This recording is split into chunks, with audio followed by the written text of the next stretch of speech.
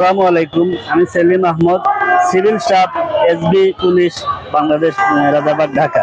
আমি 2019 সালে আমাকে একদম একদম অহেতুক কারণে, ছোট কারণে আমাকে চাকরিচ্যুত করা হয়েছিল।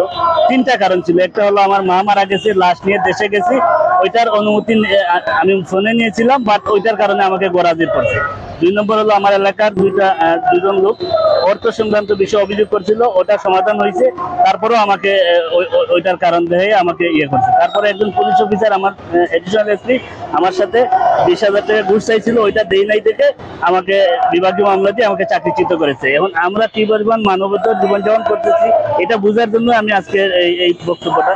আমি এই প্রশাসনিক ট্রাইব্যুনালে 2019 সালে চাকরিচ্যুত হওয়ার পরে 2020 সালে যখন মামলাটা করছি, মামলা করার পরে আমি রায় আমার পক্ষে গেছি, কিন্তু 23/5/2026 আমি মামলার রায় পেয়েছি প্রশাসনিক ট্রাইব্যুনাল 1 থেকে, কিন্তু আমাকে চাকরিতে যোগদান না করে অহেতুক হয়রানি করা হচ্ছে।